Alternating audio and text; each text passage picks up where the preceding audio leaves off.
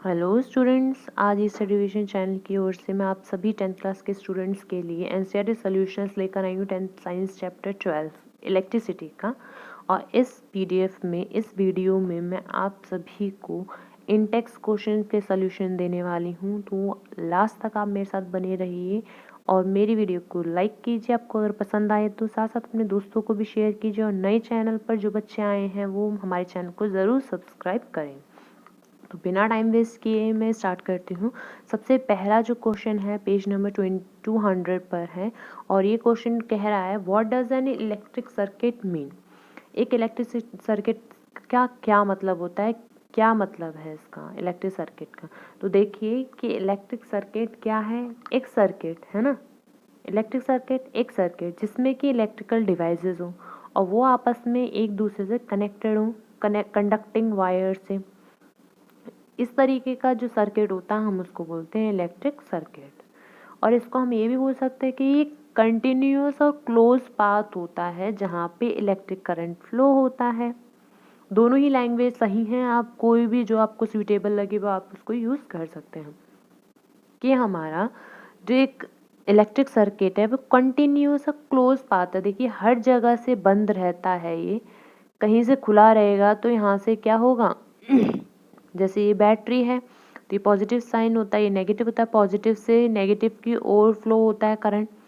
अगर इस तरीके से ये खुला रह जाए यहाँ से तो क्या यहाँ पे करंट फ्लो करेगा? नो, नहीं करेगा बिल्कुल भी। तो एकदम क्लोज होना चाहिए, साथ साथ कंटिन्यूअस होना चाहिए जिसके अलोंग कोई भी इलेक्ट्रिक करंट फ्लो कर सकता है, उसी को हम बोलते हैं इलेक्ट्रिक सर्किट। और जो एक सिंपल सर्किट होता है उसमें एक कुछ चीज़ें होती हैं जैसे कि कंडक्टर्स यूज़ होते हैं, कोई भी कंडक्टिंग वायर्स वगैरह, सेल यूज़ होती है, बैटरी भी यूज़ होती है, सेल का ही कॉम्बिनेशन होता है बैटरी, स्विच भी यूज़ होता है। अब ऑन ऑफ करने के लिए स्विच तो चाहिए ही, जब हमें कनेक्शन चाहिए होगा कि करंट फ्लो करे पूरे सर्किट में तो हम स्विच ऑन कर देंगे, और नहीं चाहिए होगा तो हम स्विच ऑफ कर देंगे। और लोड भी कि उसको लोड को कैपेबल हो सके कि उसको कंट्रोल कर सके। तो ये सारी चीज़ें तो इम्पोर्टेंट होती हैं किसी भी सिंपल से सिंपल सर्किट में भी, ठीक है। तो ये था एक कंटिन्यूअस और क्लोज पाथ जिसके थ्रू कोई भी इलेक्ट्रिक करंट फ्लो कर सकता है, उसी को हम बोलते हैं इलेक्ट्रिक सर्किट। अब यहाँ पे क्वेश्चन आया है define the unit of current. Unit को जानने से पहले आप सबसे पहले ये जानिए करंट होता क्या है। तो जो करंट है आई, ये क्या होता है, किसी भी सर्किट में कितना चार्ज फ्लो हो रहा है कितने टाइम में, तो उसको हम बोलते हैं current. The rate of flow of charge in a circuit is called current. तो कितना फ्लो हो रहा है चार्ज का टाइम, किसी भी टाइम में, वो उसका होता है करंट। और अगर हम यहाँ से करंट की बात करें तो देखिए जो हमारा चार्ज है, चार्ज को हम किस में करते हैं? कूलाम में करते हैं। और टाइम क्या होता है? सेकंड में। तो हम इसको बोल सकते हैं कूलाम पर सेकंड, राइट। कूलाम पर सेकंड बोल सकते हैं हम इसको। और हमें यहाँ पे ऐसा यूनिट बतानी है, हर जगह हम ऐसा यूनिट ही बताते हैं। तो ऐसा यूनिट एक एम्पियर नाम के साइंटिस्ट थे, उनके ऊपर पड़ा हुआ है इस करंट का, जिन्होंने इसकी खोज की थी, ठीक है। तो इसीलिए जो ऐसा यूनिट है करंट की वो है एम्पियर, कैपिटल ए से लिखना आप। और ampere is defined by the flow of 1 coulomb charge पर सेकेंड। एक सेकेंड में 1 कूलम चार्ज का जो फ्लो हो रहा है उसी को हम क्या बोलते हैं? एम्पियर। तो यूनिट में कोई अलग बात नहीं है, जो मैंने करंट बताया Q/T होता है, उसी को हम यहाँ डिफाइन कर सकते हैं कि क्या होता है करंट, यूनिट ऑफ करंट। तो पहले तो हमें पता होना चाहिए यूनिट क्या है, ऐसा यूनिट एम्पियर है। और इसी को अगर हमें डिफाइन करना है तो करंट की जो आप बोलेंगे वही हमारी होती है एम्पियर की, बस करंट की जगह क्या यूज़ करेंगे? Ampere. Ampere is defined by the flow of 1 coulomb charge पर सेकेंड, उसी को हम बोल देते हैं करंट, ठीक है। नेक्स्ट क्वेश्चन है क्वेश्चन नंबर 3 और इसमें बोला गया है calculate the number of electrons constituting 1 coulomb of charge. 1 coulomb of charge है और उसमें से हमें नंबर ऑफ इलेक्ट्रॉन्स निकालने हैं। तो सबसे पहले आपको इस क्वेश्चन के लिए पता होना चाहिए कि एक इलेक्ट्रॉन में कितना चार्ज होता है, तो एक इलेक्ट्रॉन में 1.6 इंटू 10⁻⁻19 कूलाम होता है, ठीक है। और दैट इज, इसको हम इस तरीके से भी लिख सकते हैं, एक ही बात है, इसका कोई मतलब नहीं है। इसका मतलब बस ये है कि एक इलेक्ट्रॉन में इतना चार्ज कंटेन करता है। अब हमें निकालना है क्या है, नंबर ऑफ इलेक्ट्रॉन्स निकालने। तो जब एक कूलाम ऑफ चार्ज कंटेन कर रहा है हमारा, हमें क्या निकालना है, हमें इतने सारे चार्ज नहीं निकालने, हमें एक निकालना है। जब हमें पता है टोटल कितने चार्ज हैं, एक इलेक्ट्रॉन में इतना है हमारे पास चार्ज, ठीक है। और हमें निकालना है एक कूलम चार्ज निकालना है। देखिए एक कूलम चार्ज हमें यहाँ से निकालना है, एक कूलम चार्ज। तो ऑल सी बात है, ये सारा कहाँ जाएगा, यहाँ डिवाइड में जाएगा। इलेक्ट्रॉन निकालना है, हमें इलेक्ट्रॉन के टर्म्स में निकालना है, इसीलिए यहाँ पे क्या हो जाता है, 1/1.6 इंटू 10⁻⁻19 ये होगा इसका नंबर ऑफ, एक कूलम ऑफ चार्ज में कितने इलेक्ट्रॉन्स हैं वो पता चल जाएगा अगर हम ऐसे डिवाइड करेंगे तो। वो जब हम डिवाइड करेंगे इसको तो हमारे 6.25 इंटू 10⁻18 आ जाएगा, और इसका आंसर आ जाएगा 6। इसको और अप्रॉक्सीमेट लिख सकते हैं हम 6 इंटू 10⁻18। तो इतने इलेक्ट्रॉन्स होंगे एक कूलम ऑफ चार्ज में। नेक्स्ट क्वेश्चन पेज नंबर 202 पर है। इसमें क्वेश्चन पूछा गया है, नेम अ डिवाइस, एक ऐसे डिवाइस का नाम बताइए जो हेल्प करती है पोटेंशियल डिफरेंस को मेंटेन करने में पूरे कंडक्टर में, अक्रॉस द कंडक्टर। तो यहाँ पे बैटरी होती है, उसमें कंसिस्टिंग होते हैं एक या एक से ज़्यादा इलेक्ट्रिक सेल्स। अभी मैंने आपको बताया बैटरी क्या होती है, बैटरी होती है ग्रुप ऑफ सेल्स। तो वही बैटरी जो होती है, जो वन या ज़्यादा उससे इलेक्ट्रिक सेल को कॉन्स्टिट्यूट करती है, यही हमारी एक डिवाइस है जो हेल्प करती है पूरे पोटेंशियल डिफरेंस को मेंटेन करने में पूरे कंडक्टर में, ठीक है। तो बैटरी यहाँ पे सिंपल सा आंसर हो जाएगा, जो कि हमारा ग्रुप ऑफ सेल्स होती है बैटरी। नेक्स्ट क्वेश्चन है क्वेश्चन नंबर 2। इसमें बोला गया, what is meant by saying that the potential difference between 2 points is 1V। 1V है पोटेंशियल डिफरेंस दो पॉइंट के बीच का, तो इसका क्या मतलब है। ये जो 1V का मतलब है कि जो पोटेंशियल डिफरेंस है दो पॉइंट के बीच में 1 वोल्ट है, ठीक है। 1V मतलब 1 वोल्ट। इसका मतलब है कि अगर 1 जूल ऑफ वर्क में 1 जूल ऑफ वर्क किया जा रहा है, एक कूलम ऑफ चार्ज को एक पॉइंट से दूसरे पॉइंट में ले जाने के लिए, आई बात समझ में, 1 जूल ऑफ वर्क किया जा रहा है एक कूलम ऑफ इलेक्ट्रिक चार्ज को एक पॉइंट से दूसरे पॉइंट में ले जाने के लिए, इसी को हम बोलते हैं 1V। डिफरेंस बिटवीन 2 पॉइंट्स जो है वो 1V है। इसका मतलब यही है, 1 बोल दिया ना तो हर जगह 1 आएगा, वर्क डन में 1 जूल और एक कूलम चार्ज को ले जाने में। नेक्स्ट क्वेश्चन है क्वेश्चन नंबर 3। इसमें बोला गया है, how much energy is given to each coulomb of charge passing through a 6V battery. कितनी एनर्जी देनी पड़ेगी हर एक कूलम चार्ज को, और अगर हमें पास करानी है 6V बैटरी, तो 6V बैटरी के अलोंग हमें फ्लो करवाना है, ठीक है। तो कितनी कितनी एनर्जी देनी पड़ेगी। तो देखिए हमें पता है कि जो पोटेंशियल डिफरेंस होता है दो पॉइंट के बीच का, वो इस तरीके से दिया जाता है, V equal to W/Q, work done upon Q। ऊपर भी मैंने आपको बताया था कि 1 वोल्ट क्या होती है, एक वर्क डन कितना किया जा रहा है, एक कूलम ऑफ चार्ज ले जाने में। यही तो बोला था मैंने कि एक कूलम चार्ज को एक पॉइंट से दूसरे पॉइंट में ले जाने के लिए कितना, एक जूल वर्क जो किया जा रहा है, इसी को हम बोलते हैं 1V। तो यहीं से जब आपको फॉर्मूला पता होगा कि V इक्वल टू W/Q होता है, तो आप यहीं से 1V निकाल सकते हैं, दो सब में 1 1 लगाकर, कि एक कूलम चार्ज को ले जाने में एक पॉइंट से दूसरे पॉइंट में जितना वर्क किया जा रहा है, 1 जूल ऑफ वर्क जो किया जा रहा है, वो होता है हमारा 1 वोल्ट। तो क्वेश्चन ये है, इसमें हमें पूछा है वर्क डन, कि अब यहाँ पे जो एनर्जी पूछी है वो वर्क डन के ही अकॉर्डिंग होगी, ठीक है, क्योंकि यहाँ पे जो एनर्जी है वो वर्क डन के ही अकॉर्डिंग निकाल सकते हैं।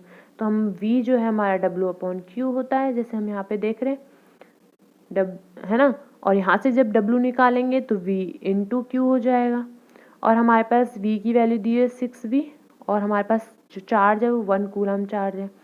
यहाँ पे बोला है ना हर एक कूलम ऑफ चार्ज के लिए, ईच कॉलम बोला है कि नहीं बोला है, तो ईच कॉलम का हो गया 1 कूलम चार्ज, करेक्ट।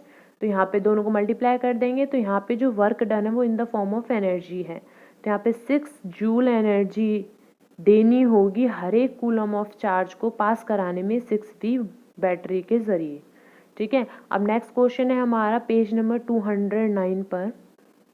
ये कह रहा है किन फैक्टर्स पे रेजिस्टेंस जो होता है कंडक्टर का डिपेंड करता है।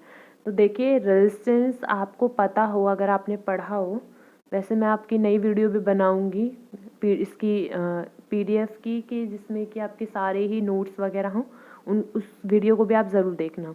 तो R जो है वो डायरेक्टली प्रोपोर्शनल होती है लेंथ ऑफ द वायर के, और R जो है इनवर्सली प्रोपोर्शनल होती है एरिया ऑफ द वायर के, वो भी area of cross section. Okay, तो यहाँ पे हम लोग के फैक्टर्स क्या क्या हो जाएंगे भाई, एक तो हमारी लेंथ ऑफ द कंडक्टर हो जाएगी, एक क्रॉस सेक्शनल एरिया हो जाएगा कंडक्टर का, ये तो मैंने आपको बता ही दिया। साथ साथ कुछ चीज़ें जो हम नॉर्मली भी देखते हैं जैसे टेम्परेचर कंडक्टर का वो भी बताता है, और साथ साथ ये भी फैक्टर है जो कि डिपेंड करवाता है ना कंडक्टर को। ऐसे ही नेचर जो होता है मटेरियल का, जितना अच्छा होगा मटेरियल उतनी ही ज़्यादा अच्छी फ्लुएंसी होगी उसमें, ठीक है। तो यहाँ पे नेचर,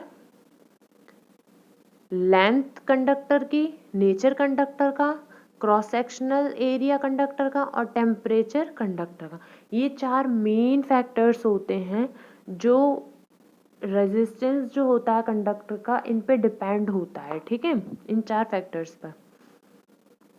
नेक्स्ट क्वेश्चन है हमारा, will current flow more easily through a thick wire और अ थिन वायर।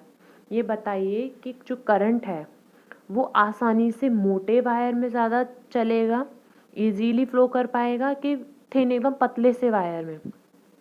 मटेरियल दोनों ही सेम मटेरियल है, अभी बोला था हमने रेजिस्टेंस डिपेंड करता है मटेरियल कैसा है, ये नेचर ऑफ मटेरियल पे। तो यहाँ पे नेचर बोल दिया कि दोनों की नेचर सेम है, बस ये बताइए पतले वाले में अच्छा फ्लो करेगा कि मोटे वाले में अच्छा फ्लो करेगा। तो इसमें ये बोला है जो कनेक्शन जो है वो सेम सोर्स से ही है, तो और ये आप जो आंसर बताओगे उसका रीज़न भी बताना है। तो यहाँ पर जो सॉल्यूशन होगा इसका आंसर होगा, हम किस तरीके से बोल सकते हैं कि जो करंट है वो मोर इजीली जो फ्लो करेगा वो थिक वायर से फ्लो करेगा, मोटी वायर से करेगा। क्यों करेगा, क्योंकि जो रेजिस्टेंस होता है कंडक्टर का वो इनवर्सली प्रोपोर्शनल होता है एरिया ऑफ क्रॉस सेक्शन के। अभी मैंने आपको बताया था रेजिस्टेंस इनवर्सली प्रोपोर्शनल होता है एरिया ऑफ क्रॉस सेक्शन के। इसका मतलब ये हो गया जितना ज़्यादा मोटा होगा कोई चीज़ उतना ही कम उसका रेजिस्टेंस होगा, और कम रेजिस्टेंस होगा अगर उसका तो आसानी से वहाँ पे करंट का फ्लो इजीली होगा और तेज़ होगा। आई बात समझ में, रेजिस्टेंस का मतलब ही होता है रुकावट, और अगर यहाँ पे इसका कम हो जाए एरिया ऑफ क्रॉस सेक्शन मतलब पतला हो जाए वायर तो उसका रेजिस्टेंस बढ़ जाएगा, और रेजिस्टेंस बढ़ जाएगा तो उसमें करंट फ्लो होने में दिक्कत होगी। तो इसी फॉर्मूले पे डिपेंड था ये आंसर। फिर भी मैं एक्सप्लेन कर देती हूँ कि जो करंट है वो मोर इजीली थिक वायर से ही इजीली फ्लो कर पाएगा, क्योंकि जो रेजिस्टेंस होता है कंडक्टर का वो इन्वर्सली प्रोपोर्शनल होता है एरिया ऑफ क्रॉस सेक्शन के, और थिकर जितनी ज़्यादा थिकर होगी वायर की लेस रेजिस्टेंस होगा, और लेस रेजिस्टेंस होगा तो मोर इजीली करंट फ्लो हो जाएगा। ये बात मैं ऑलरेडी आपको बता चुकी हूँ कि R जो है डायरेक्टली प्रोपोर्शनल होता है L के, R जो है इन्वर्सली प्रोपोर्शनल होता है 1/A के।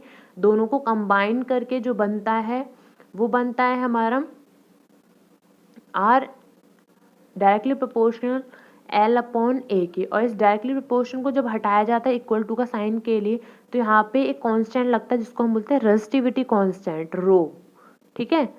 तो रो जो है वो रेजिस्टिविटी कांस्टेंट है मटेरियल की, और L जो है लेंथ है वायर की, A जो है area, cross section area wire का। तो यहाँ पर आपको इतना कुछ लिखने की ज़रूरत नहीं है, बस आपको इतना बताना है कि थिक वायर पे फ्लो इजीली करेगा। क्यों? क्योंकि वो इन्वर्सली प्रोपोर्शनल होता है रेजिस्टेंस एरिया के। बस इतना सा बताने की ज़रूरत है और कुछ ज़्यादा ऐड करने की ज़रूरत नहीं है। बस ये आपकी एक्स्ट्रा नॉलेज के लिए कि आपको याद रहे, रट्टा थोड़ी ना मारना है, समझना है इन सब चीज़ों को। क्वेश्चन नंबर 3 कह रहा है let the resistance of an electrical component remain constant while the potential difference across the two ends of the component decreases to half of the former value. तो what change will occur in the current through it. मान लो कि जो current resistance है electrical component का वो constant है, तो और जो उसमें पोटेंशियल डिफरेंस अक्रॉस दो एंड्स में जो पोटेंशियल डिफरेंस है वो कम होता जा रहा है और हाफ हो गया कम होते होते, तो उसमें क्या चेंज आएगा करंट में। तो हमें पता है ओम लॉ क्या कहता है, V equal to I R. यहाँ से I की वैल्यू निकलेगी V अपॉन आर। ठीक है, तो ये जो पोटेंशियल डिफरेंस है जब हाफ हो जाएगा हमारा, मतलब V जो है V अपॉन 2 हो जाएगा, तो रेजिस्टेंस कांस्टेंट ही रहेगा। रेजिस्टेंस कैसा रहेगा? कांस्टेंट ही रहेगा। और अगर हम इसमें पुटिंग करते हैं तो देखिए रेजिस्टेंस में तो कोई इफेक्ट नहीं आएगा, लेकिन हमें किस में पूछा है? करंट में पूछा है कि करंट पे क्या इफेक्ट पड़ेगा। तो जब हम करंट का देखते हैं, जब हम इसमें आई डैश निकाल रहे हैं कि V डैश अपॉन आर, और V डैश क्या है? V डैश हमारा V अपॉन 2, V अपॉन 2, और R तो है ही है। तो यहाँ से जब हम करंट की बात करेंगे तो करंट भी हमारा आधा ही हो जाएगा नॉर्मल करंट के। इसीलिए जो अमाउंट ऑफ करंट है जो फ्लो कर रहा है किसी भी इलेक्ट्रिकल कंपोनेंट है वो भी हाफ हो जाएगा, रिड्यूस हाफ हो जाएगा। ठीक है, नेक्स्ट क्वेश्चन है क्वेश्चन नंबर 4।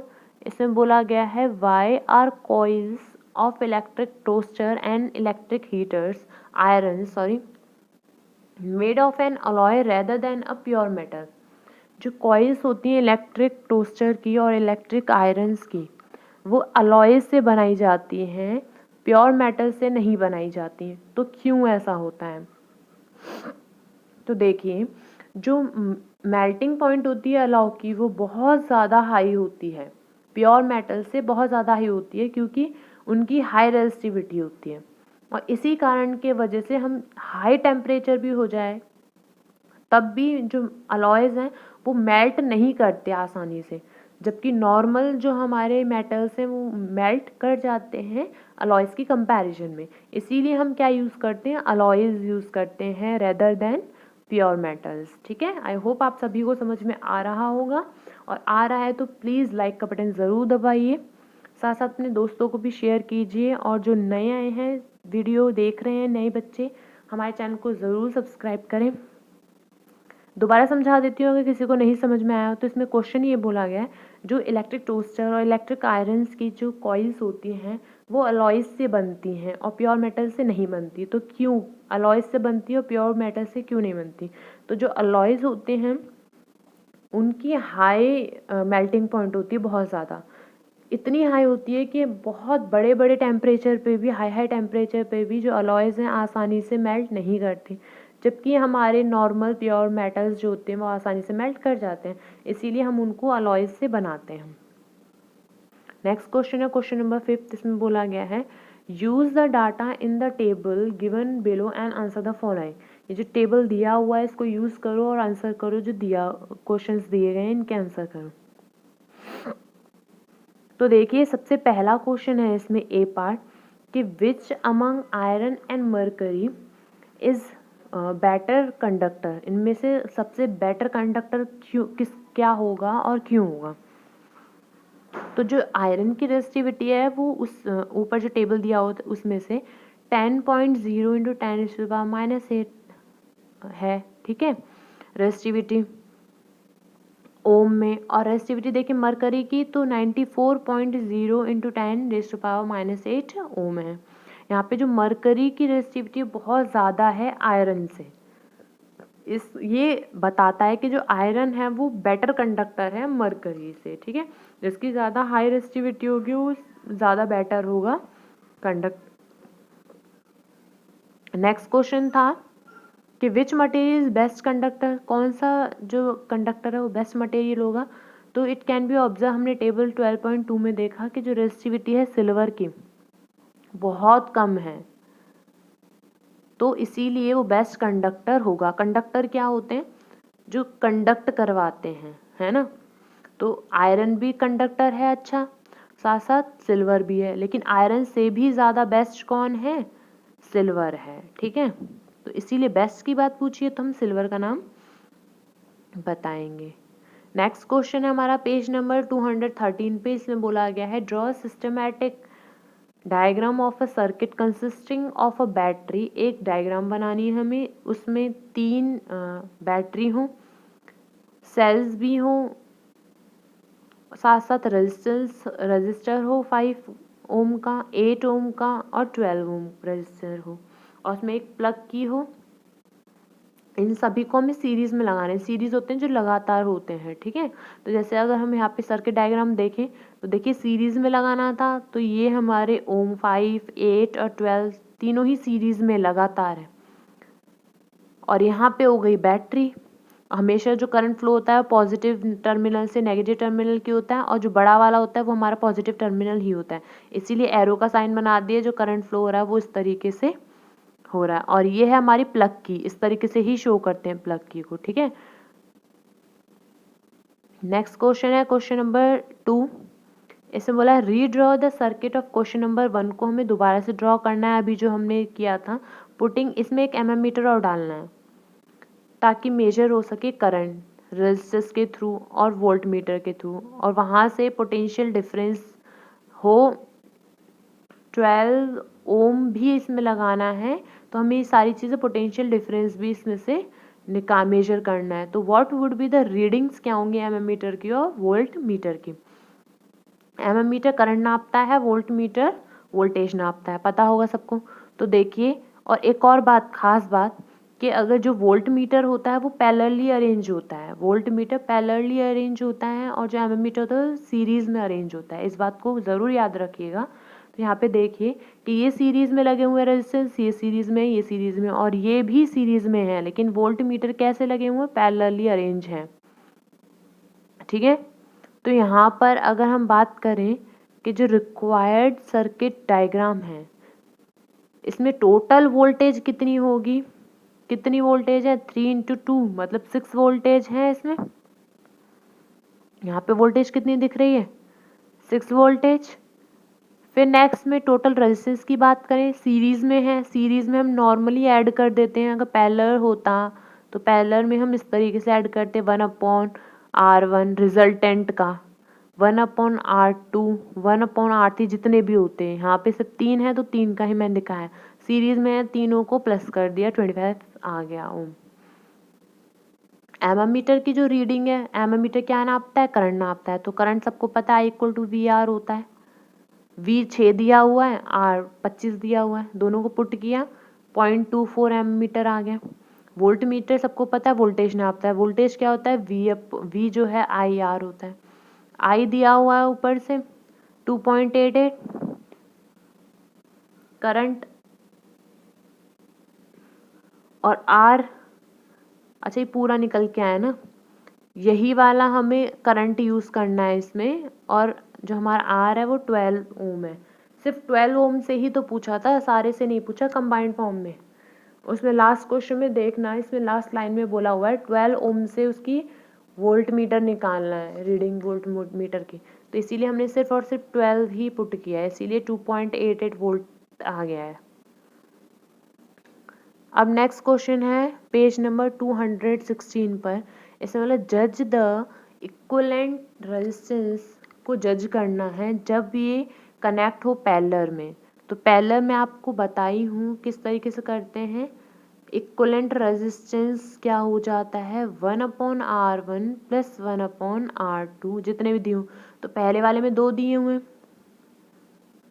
अब इसमें सिर्फ जज करना है, निकालना नहीं है, ठीक है। इसमें सिर्फ और सिर्फ जजमेंट करनी है।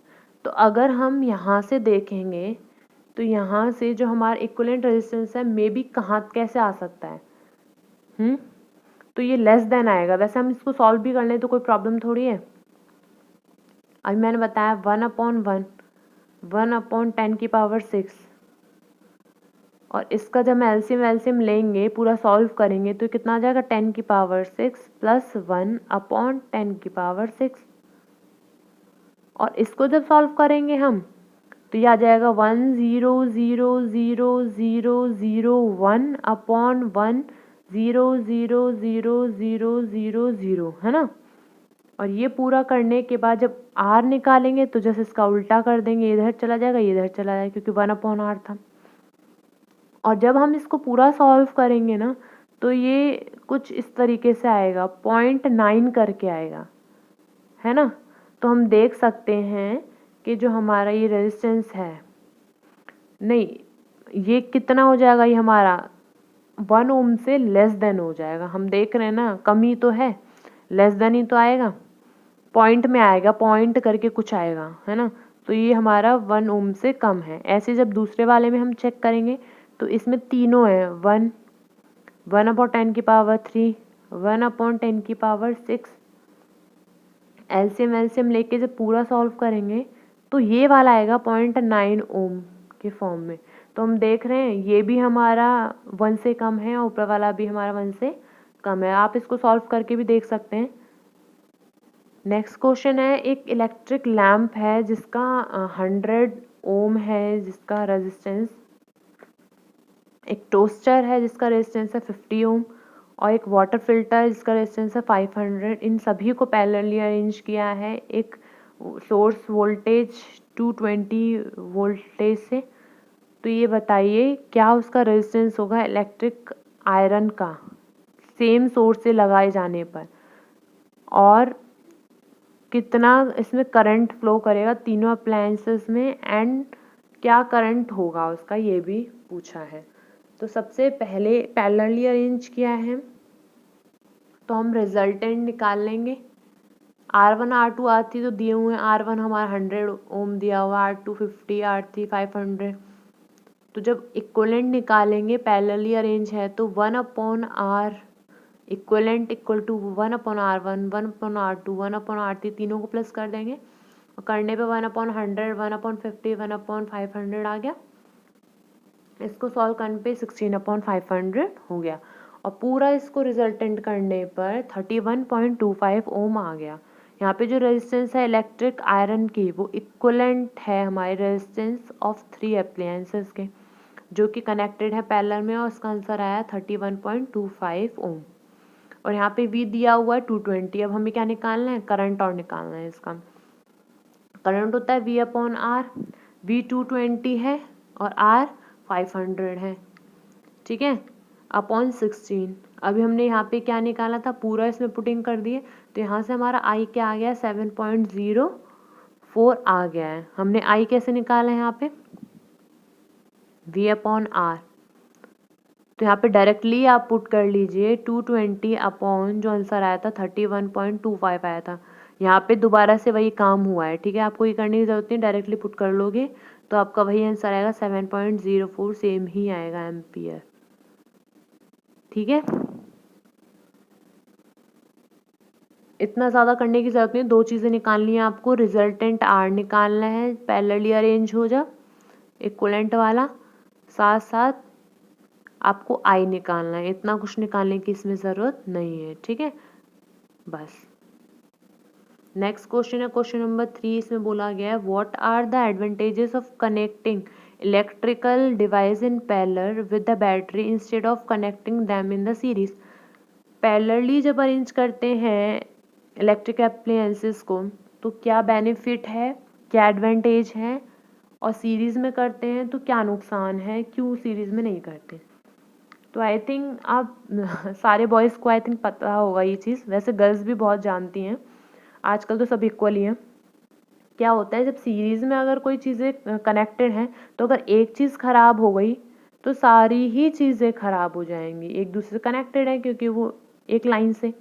और पैरेलल में क्या होता है, अगर एक चीज़ ख़राब हो गई तो बाकी चीज़ें अदरली अच्छे से करेंगी काम। आई बात समझ में। तो इस तरीके से जो पैरेलल में अरेंज होता है उसका बेनिफिट होता है, एडवांटेज होती है। तो यहाँ पे एक्सप्लेन कैसे करना है कि जब when the electrical devices are connected in parallel there is no division of voltage, यहाँ पे वोल्टेज की कोई डिवीजन नहीं होती एप्लायंसेस के अमंग, और जो पोटेंशियल डिफरेंस है अक्रॉस द डिवाइसेस वो बराबर रहता है सप्लाई वोल्टेज का। जो पैरेलल कनेक्शन होता है डिवाइसेस का वो भी कम हो जाता है, और इफेक्टिव रेजिस्टेंस होता है सर्किट का। तो आप ऐसे भी बोल सकते हैं और आसान लैंग्वेज में भी बोल सकते हैं। वैसे इसको मैं समझा देती हूँ आपको, इसमें क्या बोला हुआ है कि जब कोई इलेक्ट्रिकल डिवाइस कनेक्ट होती है पैरेलल में तो यहाँ पे डिविजन्स नहीं होते वोल्टेज के, उनको डिवाइड करने की ज़रूरत नहीं होती, बराबर सबके पास पहुँचता है वोल्टेज। और जो potential difference across the device होती हैं वो भी बराबर होता है। ठीक है, तो जो पैरेलल कनेक्शन होता है डिवाइस का वो कम हो जाता है और इफेक्टिव होता है। Parallel connection of device also reduce the effective resistance, और जो रुकावट पैदा करता है सर्किट में रेजिस्टेंस को वो डिक्रीज कर देता है पैरेलल कनेक्शन। इस वजह से पैरेलल कनेक्शन एडवांटेजियस होता है instead of series connection. How can 3 resistors of resistance, जैसे 2 ओम है, 3 ओम है, 6 ओम है, इनको हम किस तरीके से कनेक्ट कर सकते हैं टोटल रेजिस्टेंस 4 ओम लाने के लिए, और दूसरा पार्ट है 1 ओम लाने के लिए। तो ये तो आपको आसानी से एकदम से दिमाग में नहीं बैठेगा, मतलब ये आपको 1-2 बार प्रैक्टिस करनी पड़ेगी कि अगर हमें लाना है 4 तो ये कैसे आएगा। तो अगर आप 1 2 यहाँ पे जो 3 और 6 दिया है, ये जो हमारे रेजिस्टेंस है 3 और 6, अगर इनको आप पैरेलली अरेंज करो तो इस तरीके से इक्विवेलेंट रेजिस्टेंस निकलेगा इसका। यहाँ से जब आप करोगे और तीसरा जो है पहला वाला मतलब 2 ओम, उसको आप करो सीरीज में, इन दोनों को पैरेलल करो और इसको कर लो सीरीज में, तो इस तरीके से आपका 4 ओम निकल जाएगा। अब पैरेलली कैसे करते हैं, तो 1/3 + 1/6 क्या हो जाएगा, 6 तो हो जाएगा इसका एलसीएम, यहाँ पे 2 आ जाएगा, यहाँ पे कितना आ जाएगा 1, तो यहाँ पे 3/6 हो जाएगा, और ये इसको काटेंगे तो 1/2, और इसका जब निकालेंगे तो क्या हो जाएगा 2। और ऑलरेडी पहले वाले का जब सीरीज में करना है तो नॉर्मल हमें प्लस करना होगा 2, और इसका आंसर क्या आ जाएगा हमारा 4 ओम आ जाएगा। नेक्स्ट हम लोग किस में करना था, इसे 1 बनाना था, और ये 1 कब आएगा, जब हम तीनों को ही किस में कर देंगे, पैरेलली अरेंज कर देंगे। यहाँ पे एक और नहीं दे रखा है, इसमें +1/3 और करना, आप तीनों को ही हम पैरेलली अरेंज करेंगे 1 लाने के लिए। ठीक है, जब करेंगे यहाँ पे तो देखिए 6 इसका एलसीएम होगा, 3 + 2 + 1 हो जाएगा, और यहाँ पे 6/6 आ जाएगा आंसर, और ये कट जाएंगे 1 ओम आ जाएगा। तो इस तरीके सारे को ही हमें पैरेलली अरेंज करना है। अब नेक्स्ट क्वेश्चन है क्वेश्चन नंबर 5, इसमें बोला गया है व्हाट इज द हाईएस्ट, पहला हाईएस्ट और दूसरा लोएस्ट टोटल रेजिस्टेंस क्या होगा जब हम कंबाइन करेंगे 4 रेजिस्टेंस को, 4 ओम, 8 ओम, 12 ओम, 24 ओम के। हाईएस्ट रेजिस्टेंस कब आता है, जब हम रेजिस्टर्स को सीरीज में अरेंज करते हैं। ठीक है, नॉर्मली ऐड करने पे सीरीज हो जाता है, तो 48 आया ओम, और जब हम इसको लोएस्ट कम से कम हमें रेजिस्टेंस लेकर आना है उसमें, तो हम पैरेलली अरेंज करते हैं, तो 1/r, ये सारा ही 1/r1 हो जाएगा, ये 1/r2 हो जाएगा, 1/r3 हो जाएगा, यहाँ पे 4 रजिस्टर्स हैं ना, तो 1/r4 हो जाएगा। ठीक है, तो जब हम पैरेलली अरेंज करेंगे तो आंसर आ जाएगा 2। तो देखिए 48 और 2 में कितना डिफरेंस है। तो इस तरीके से हाईएस्ट और लोएस्ट को हम निकाल सकते हैं। क्वेश्चन नंबर 1 है पेज नंबर 218 पर, इसमें बोला गया why does the cord of an electric heater not glow while the heating element does. जो इलेक्ट्रिक हीटर होता है इसकी कॉर्ड ग्लो नहीं करती, जबकि हीटिंग एलिमेंट जो होते हैं उनकी कॉर्ड ग्लो करती है, क्यों। तो जो हमारा हीटिंग एलिमेंट होता है इलेक्ट्रिक हीटर का वो अलॉय से बना हुआ होता है। अभी मैंने आपको ऊपर ही बताया इससे रिलेटेड क्वेश्चन। जिसके पास हाई रेजिस्टेंस होती है, और जब उसमें करंट फ्लो करता है हीटिंग एलिमेंट के थ्रू, तो जो हीटिंग एलिमेंट है वो बहुत गर्म हो जाता है और गर्म होके ग्लो करने लग जाता है रेड में। और जो कॉर्ड होती है यूजुअली मेड होती है कॉपर की और एल्यूमिनियम की, जिसका लो रेजिस्टेंस होता है, इसीलिए जो कॉर्ड है वो डज नॉट ग्लो नहीं करती है ना। समझ में आ गया आपको? तो इसीलिए एल्यूमिनियम और कॉपर की नहीं करती, क्योंकि वो एल्यूमिनियम कॉपर से बनी हुई होती है, उनकी रेजिस्टेंस लो होती है। जबकि जो हमारे जो ग्लो करने वाले होते हैं हीटिंग एलिमेंट्स, वो हमारे अलॉय से बने हुए होते हैं, उनकी रेजिस्टेंस बहुत हाई होती है, और उनको बहुत ज़्यादा जब हीट भी दी जाती है तब भी वो रेड कलर ग्लो करते हैं। आई बात समझ में? इसलिए इसका क्वेश्चन इस तरीके से हम एक्सप्लेन करेंगे। नेक्स्ट क्वेश्चन है question number 2, compute the heat generated while transferring 96,000 coulomb of charge को ट्रांसफर करते टाइम कितनी हीट जनरेट होगी 1 घंटे में किसी भी पोटेंशियल डिफरेंस जिसका है 50 वोल्टेज। इस पोटेंशियल डिफरेंस में हमें 1 घंटे में कितनी हीट जनरेट होगी जब हम इतना 96,000 कूलम चार्ज जो है ट्रांसफ़र कर रहे होंगे। तो सबसे पहले तो हमें हीट का फॉर्मूला पता होना चाहिए। हीट का फॉर्मूला होता है V इंटू क्यू। क्या होता है हीट का फॉर्मूला? V into Q. ठीक है। और हीट का वैसे और भी होते हैं फॉर्मूले, आप बोलो कि मैम ये ही क्यों? इसमें सारी चीज़ें दी गई हैं। देखो वोल्टेज दिया गया है 50 और क्यू चार्ज दिया हुआ है 96, इसीलिए डायरेक्टली मैंने वाला क्वेश्चन कर दिया।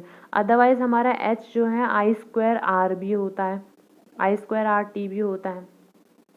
ठीक है। तो यहाँ से हम इस तरीके, इस ऊपर वाला जो क्वेश्चन था ना उससे भी हम कर सकते थे। जो एच है वो डायरेक्टली प्रोपोर्शनल होता है रेजिस्टेंस के, जितना ज़्यादा रेजिस्टेंस होगा उतनी ज़्यादा हीट प्रोड्यूस होगी। ये इसके प्रीवियस वाला है, यहाँ पे इसका नीड नहीं है, मैं बस हीट की बता रही थी। हीट का फॉर्मूला ये भी होता है I²RT। लेकिन यहाँ पे जो जो चीज़ें दी गई हैं उसके अकॉर्डिंग यहाँ पे ना ही T दिया गया है, ना ही R दिया गया है, ना ही I दिया हुआ है। इसीलिए हम यहाँ पे ये वाला फॉर्मूला ना यूज़ करके हम ये वाला फॉर्मूला यूज़ करेंगे H=V वाला। ठीक है। इसमें जब हम वैल्यू पुट करेंगे 50 वोल्टेज की और Q चार्ज की 96,000, तो आसानी से हम निकाल लेंगे इसका हीट कितना प्रोड्यूस हो रहा है। 4.8 इंटू 10⁻³ किलो जूल में करेंगे तो 3 होगा, और जूल में करेंगे तो फिर उसे 100 से और मल्टीप्लाई करेंगे तो हमारा ये 1000 से और मल्टीप्लाई करेंगे, तो इसीलिए यहाँ पे 10⁻6 जूल आया है। ठीक है, जूल में कर लिया है इसको और कुछ नहीं। और आवर को भी उसमें चेंज कर लिया है, वैसे टी था लेकिन इसकी कोई ज़रूरत ही नहीं है जब हम इसको यूज़ करें, नॉर्मल है। नेक्स्ट क्वेश्चन है, एक इलेक्ट्रिक आयरन है जिसका रेजिस्टेंस है 20 ओम।